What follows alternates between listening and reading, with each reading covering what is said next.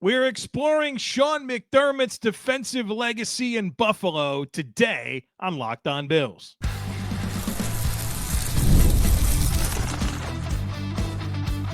You are Locked On Bills, your daily Buffalo Bills podcast. Part of the Locked On Podcast Network, your team every day. What's up, Bills Mafia? It's Joe Marino, author of the Herd Mentality Substack, co-host of the Locked On NFL Scouting Podcast, co-host of the NFL First Read Podcast, and I'm your host of Locked On Bills. Want to thank you for making Locked On Bills your first listen every day, and a big welcome and shout out to our everydayers. You know who you are. Those of you who never miss a single episode, I appreciate y'all being here very, very much. I'd also like to invite you to subscribe or follow for free on YouTube or wherever you listen to podcasts. We're part of the Locked On Podcast Network, your team every day. Today's episode is brought to you by FanDuel. Right now, new customers can get $150 in bonus bets when your first $5 bet wins. Well, folks, welcome in. It's time for Herd Mentality, the weekly episode where you control our discussion. Have some great things to dive into today. And I want to start with this one from Tara. Tara says, we've talked a lot about how productive the Bills offense has been recently and how this past year may have been the best Bills offense under the McDermott Beane era. I'm curious what you think the Bills' best defense has been under McDermott and Beane. What about the defense that year made it the best? Was it scheme, the health and availability of the players, or just the talent of the dudes on the field? It's a great question, and I took the time to research all of the Bills' defenses under McDermott, courtesy of this question. And 2021 was the Bills' best defense. Of course, that was the season that ended in 13 seconds. And my initial process in exploring which McDermott defense has been the best in Buffalo was by looking at each one and seeing what the EPA per snap was. I think EPA per snap is the best holistic measurement of an offense or a defense. And EPA, what it does is it takes every scenario that's ever been, right, under that particular play, down and distance, score, all the different things that would go into a particular play, and then what the result of that play would then mean for your expected points on that drive. And the deviation would be EPA. I think it's by far the best holistic way to measure how good an offense or a defense is. Well, let me give you the year-by-year EPA rankings of the Bills' defense under Sean McDermott. Last year, they were 12th. The year before, 6th. The year before that, 7th. 1st, that's the 2021 year. 10th, 5th, 3rd in 2018. I do not have the 2017 number. So the Bills have had a top 10 EPA defense per snap every season under McDermott, except for last year when they were 12th. But the 2021 defense was by far the best, at number one in the league at minus 0.19 expected points added per play. And that number, minus 0.19, was the best. I think number two was minus 0.14. So comfortably the best EPA defense was 2021.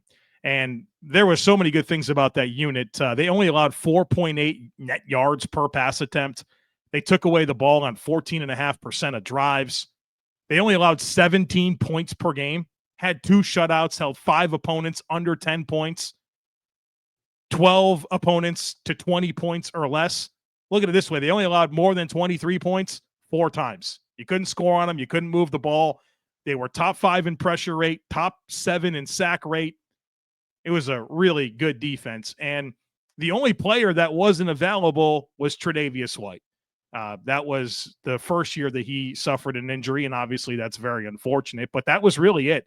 I mean, the Bills had like 4 players total on injured reserve going into the postseason, and the one of consequence was Tre'Davious White. And so, yes, it's a very disappointing thing to look back on and realize that you were healthy for the most part, minus Trey White. You had your best defense. You were hot, right? The Bills had the perfect game offensively against the Patriots the week before. Josh Allen played at an unbelievable level in that Chiefs loss. The Bills just didn't have the right stuff at the end of the game to win it, right? They goofed the whole thing. But that was the best defense under McDermott pretty comfortably. Like I mentioned, there was some other really good ones. The Bills were minus 0.14 EPA per play in 2023 and 2019. So those guys were pretty close, but that 2021 defense was the best. And I wouldn't even say that like their front talent wasn't that good. It was, I looked at that D-line and there was definitely room for some upgrades. It was not the names I was expecting, to be honest with you, but that back seven with Edmonds and Milano and Poyer and Hyde and Taryn, it was Dane Jackson was one of the corners. Levi Wallace was actually the other. Been nice to have Trey White, but that was collectively a very, very good defense, the best under McDermott yet. But let's hope. If you ask me this question next year at this time, I tell you, that 2025 defense was the best. Next one today comes from Eric. Eric says, I don't want to overvalue an analytics person, but it seems that this new hire can really help identify middle of the field open versus middle of the field closed coverages, safety tendencies ahead of the game to help game planning and prepare Josh Allen to know he can probably expect middle of the field open from the safeties. This may be a big deal. And so Eric is referencing the Bills hiring Cole Jacobson, a hire that came through last week. And his title is football research assistant. And Cole Jacobson is known for his entry in the NFL Big Data Bowl. And it's just different people that come up with different data and they enter it into the Big Data Bowl. And Cole Jacobson did a study on safety entropy. And the whole purpose of this metric that he came up with was to predict what safeties will do after the snap, right? That's a big part of the league right now is disguised coverages and not really declaring your intentions, not giving that opposing offense pre-snap reads. And so the safeties will spin and rotate late and show you one thing and the picture changes at the snap. And so this metric helps identify, what the safeties are going to do after the snap. And the genesis for Cole's project, and you could read it. It's really interesting. The motivation behind it is actually a Josh Rosen quote. And Josh Rosen said this. He said, quote, if I could know with 100% certainty what the safeties will do, my life would be twice as easy. And if you're part of our subtext or Substack community, and you've been able to consume my all 22 review breakdowns where I go through after every Bills game and I'll kind of break down the film and show you things that really stand out. You know all about how foundational identifying middle of the field open versus middle of the field closed coverage. And if it's the middle of the field's open, well, you throw the ball between the numbers. If it's middle of the field closed, your best opportunities are going to be to throw the ball to the outside, right? And so it's just a good way to hone in on your decision-making process to throw the ball where the defense has less people, right? It's real simple. Like football is the most simple, complex game you'll ever look into.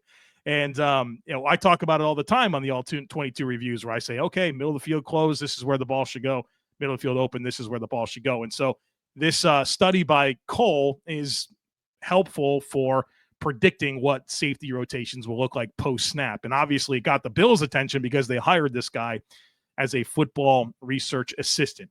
And obviously he can help. I think every NFL team should be looking for every imaginable advantage that they could find to help them win football games. And I could tell you this about the Buffalo Bills under Sean McDermott and Brandon Beane. I have a lot of friends in the analytics community, people that have developed numbers that work for data companies, and the Buffalo Bills are always in on acquiring that data. And in many instances, one of the very first to purchase data or purchase different resources. So the Buffalo Bills are very, very much a forward-thinking operation. They want all the information.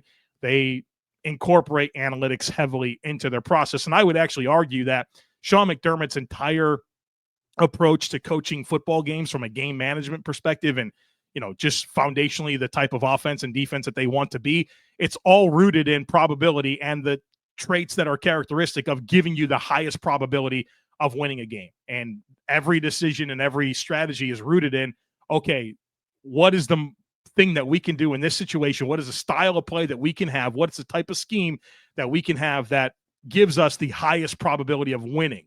And the Bills are 1,000,000% dialed in on those elements. All right, coming up next, really interesting question here, kind of comparing Josh Allen to this 2024 crop of rookies that just came through. We'll explore that and a whole lot more here on the other side of it. Folks, be sure to stick with me. Summer sports are in full swing, and whether you're all about baseball under the lights, golf on the green, or high-stakes soccer action, FanDuel is the best way to make every game even more exciting. You're already following the action. Why not make it a little more thrilling? With FanDuel, you can get in on the game while your friends are getting sunburned at the beach. I've been using FanDuel to track my favorite matchups, and the app keeps it fresh with new daily promotions and fun ways to bet.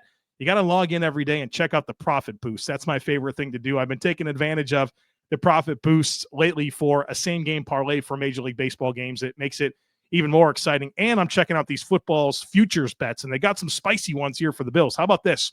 You think the Bills win the AFC this year and go to the Super Bowl? You can get that at plus 360. This one's very interesting. Josh Allen is plus 135 to throw 30 or more regular season touchdowns. And if you think Khalil Shakir gets 1,000 receiving yards, you can get that at plus 270. And if you're new to FanDuel, new customers can bet just $5, get $150 in bonus bets if your first bet wins. So open the FanDuel app today or visit FanDuel.com/lockedon to get started. All right, folks, welcome back. Let's get into this Josh Allen versus the 2024 QBs conversation sent in by Bills in My Veins, part of our Discord community. Bills in My Veins says, based off rookie season only. Let's make sure you heard that part. Based off rookie season only. Which, if any, 2024 draft quarterbacks would you take instead of Josh Allen? Try to think of this as if Josh Allen was in this draft class and just had his own rookie season performance from 2018 compared to these other quarterbacks. Would you still take the potential you saw from Josh Allen over the objectively better seasons from a few of the 2024 quarterbacks? Or would you be pounding the table telling Brandon Beane that he messed up? So really interesting conversation that we get to have right now. And what's going to be hard for me in exploring this is that Josh Allen and what he has become has shaped so much of how I view quarterbacks in the NFL. And so I wouldn't be able to apply what I've learned to that. And if I'm being honest, I was encouraged and very concerned about Josh Allen coming out of his rookie season. And like Bills in My Veins pointed out in the question, a few of these 2024 rookies had objectively better rookie seasons than Josh Allen.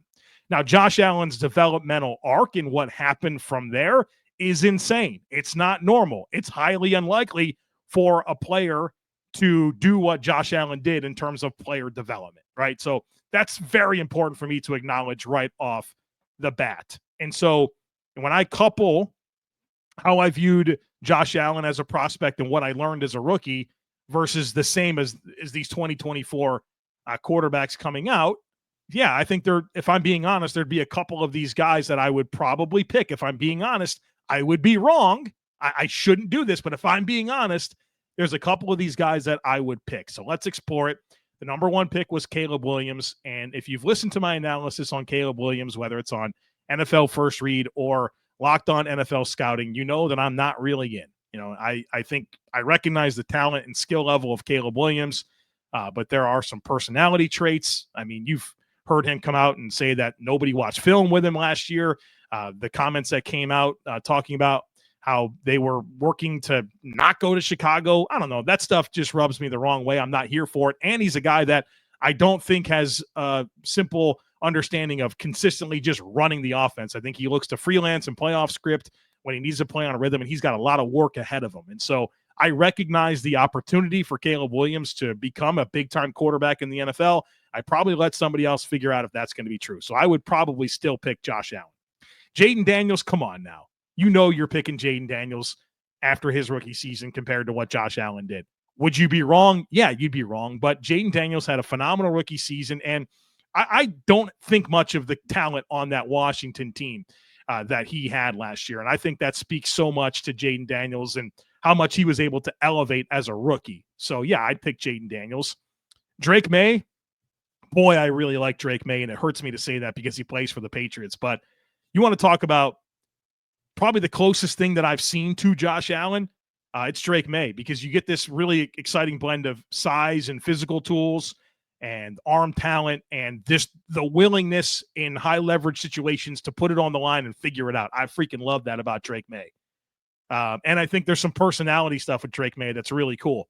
And I probably would pick Drake May coming out of his rookie season. And I thought that was a disaster situation. And I thought Drake May, all things considered, how he performed under those circumstances was pretty impressive. And we didn't get to see J.J. McCarthy as a rookie, but I'm a big fan of his coming out of Michigan. I think the Vikings are in good shape with him, but obviously he's got a torn ACL. He hasn't played. I'm picking Josh. Michael Penix, not picking him. He was pretty impressive a little bit there late when he got a chance to play for the Falcons, but older guy, athletic, but doesn't really weaponize his athleticism. Injury history, that's one I'm going to leave on the table. And then Bo Nix, I'm big on Bo Nix. I think that I'm very impressed with the rookie season that he had and the growth. I would still pick Josh Allen, and that's not because I don't like Bo Nix. I do like Bo Nix. I think Bo Nix is more of a scheme-dependent quarterback than what I believe Josh Allen, what he's proven to be and what I thought of him kind of at that point in time. So I'd pick Jaden Daniels and Drake May. I'd be wrong. I couldn't be more happy that Josh Allen is the Bills quarterback, and we'll see how these players develop. You know, there's obviously a lot of skill. There's been some really good rookie seasons. These guys will probably define the landscape of NFL quarterbacks, you know, here in a little while, right? In a few years. But I'm happy the Bills have Josh Allen, and I'm happy that I was wrong about Josh Allen as a prospect, and I would have been wrong about him after his rookie season as well. Sean says, how does the Bills' heavy personnel offensively affect how other teams play us defensively? What type of offense will they run to counter it? How does it affect our receiver orientation, amount of receivers on the field, types of routes, etc.? So the Bills' opposition last year were very specific in how they played Buffalo. You saw from a run perspective, the Bills ran the ball into the third highest percentage of runs that go into stacked boxes. Stacked boxes mean 8 or more defenders in the box. Now, the Bills were by far the best team in the league in terms of EPA running into stacked boxes. So the Bills are very much a run scheme that is fine saying, hey, we're going to put big people on the field. We're going to run the football. We don't care if you know it. You can't stop it. And the Bills are right.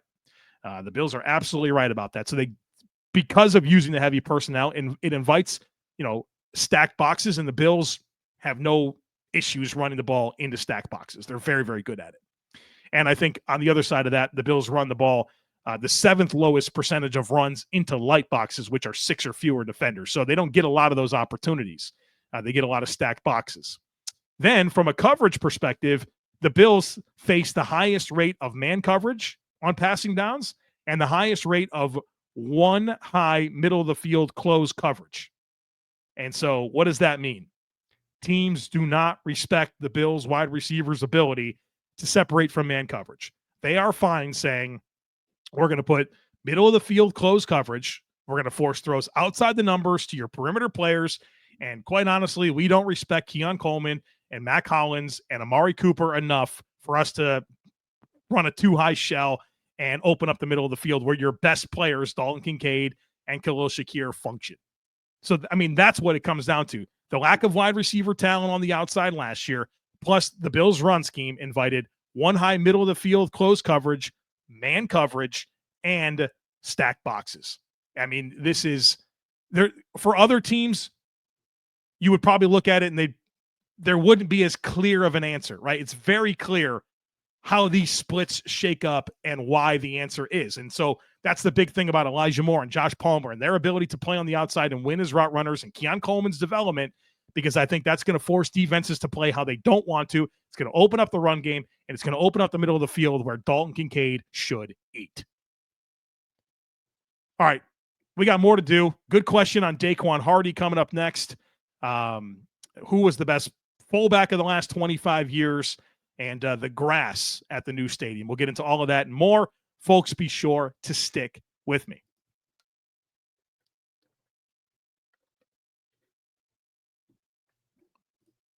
Next one today comes from Jeff, who says, I haven't seen much about Daequan Hardy.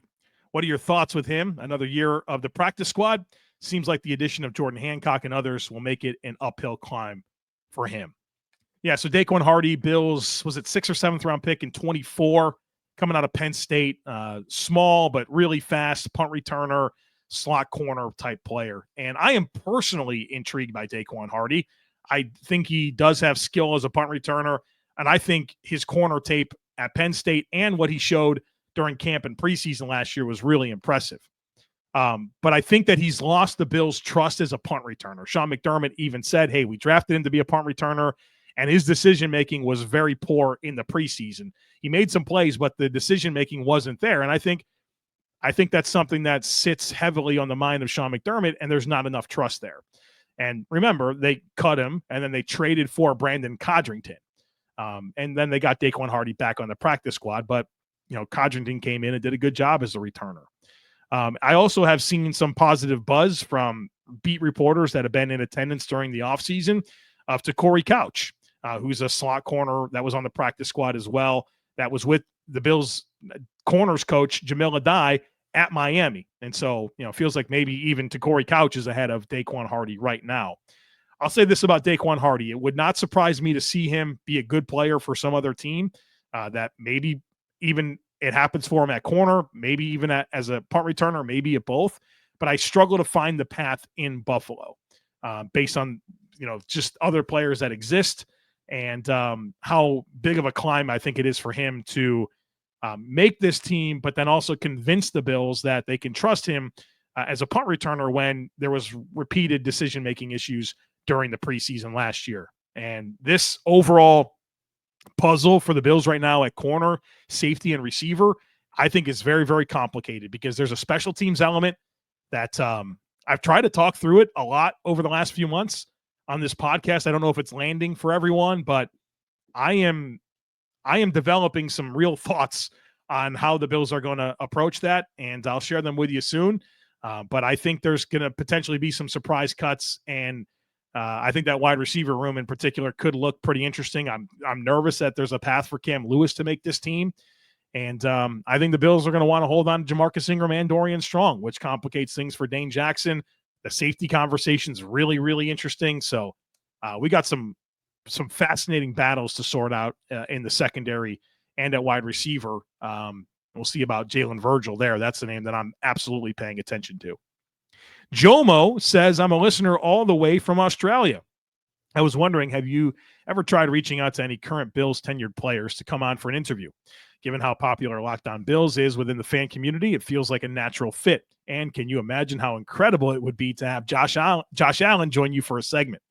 Have you considered this, or is there a particular reason it hasn't happened? And as a follow-up, if you could pick any current player to have on the podcast, who would it be, and what's the one question you would ask them? So I've done a few player interviews, even current player interviews, and honestly, and they were a while ago, but episodes, they just haven't performed as well compared to just doing a regular episode. And that obviously hasn't really given me a lot of motivation to try to do more. And let me tell you this, in the last year, I promise you this is true. I'm not a liar. That's one thing you can always know about me. I might be a lot of things, but one thing I'm not is a liar. In the last year, I had two different players reach out to me. They contacted me. One pitched doing a weekly segment together. One wanted to do an interview so that they can get more media reps. Both fell through because they didn't respond back to me after I responded to them, inviting themselves on my podcast. And it's like, I mean, what in the world? Like, you reached out to me. I reached back out to you in a timely fashion. And now you don't want to talk anymore. So the logistics can be very frustrating when you're dealing with these players. Obviously just scheduling, but then there's been times I've had interviews with players and they'll be in their car. They'll be like driving their car. And I'm just like, it's annoying. That's what it is. It's annoying. and the episodes haven't performed well. The logistics are annoying. So if I'm being completely candid with you, it's a challenging proposition for episodes in the past that didn't particularly perform as well. So I haven't had a lot of motivation to go after them. So there's that. Eric says, I loved your quarter century podcast. I want to ask you, who do you have as the Bills' best fullback over the last 25 years? Had a few people reach back out on this and it's wondering why I didn't do a fullback. Well, here, I'll do a fullback for you now. I think the contenders are Larry Centers, Damian Shelton, and Jerome Felton. My choice will be Jerome Felton because in his 2 seasons with the Bills had the number 1 rushing offense both years that he was in Buffalo in 2015 and 2016. I like Larry Centers, the pass catching element, but I'll value the guy that was part of the number 1 rushing offense. Louis says this, in listening to your 2025 roster analysis, it's apparent that 2026 issues need to be considered. Contract years, young player development, depth at positions, etc. One aspect of this look at 2026 I have not heard comment on is the fact that our Bills will be playing all their home games on grass. Are there players on the roster whose value may be affected by this? I recently heard Spencer Brown say on Eric Wood's podcast that there is nothing he looks forward to more about the new stadium than playing on a grass field. Are there players on the current roster whose abilities you think will be positively or negatively impacted by playing more games on a grass field? So I would say this is the part of the new stadium that I'm most excited about as well, because players very, very clearly prefer to play on grass. They've been loud about it, and there is data that 100% supports that there are less overall injuries per game on grass, less non-contact injuries per game on grass, and less season-ending injuries on grass compared to artificial surfaces. You also hear players talk about just how different their body feels after playing a game on grass versus an artificial surface. So I'm excited about it because I know the players are, and I think that's going to be a big deal. I think there might even be players that if they're choosing between free agent destinations, they might pick the team that plays on grass over the team that plays on an artificial surface based on not only the injury data, but how often you hear players talk about just how much better their body feels when they get a chance to play a game on grass versus an artificial surface. So I'm excited about it. It matters. It's a great thing. Where I don't feel like I have a good answer for you is how that could apply differently to roster decisions, because I don't think it will. You know, I don't think that there's anything that will be more or less beneficial to any individual player that the grass or the playing surface dictates anything. You know, I think players are probably faster on the grass. So maybe it helps some speed stuff, but I don't think it's a meaningful layer in roster decisions, but I think it is a meaningful element of the new stadium as it relates to how happy the players will be about it and future players and less injuries, right? Like the Bills are playing more games on surfaces that are grass because their home games are now on grass, and less injuries happen on grass. Well, bada bing, bada boom. You got to love that, right? All right, there you have it, folks. Herd mentality in the books this week. Hope you enjoyed. Thanks to anyone who sent in a question. I really, really appreciate it. As always, I kindly ask that you share, subscribe, rate, and review. Have a great rest of your day. Go Bills, and I look forward to catching up with you again real soon.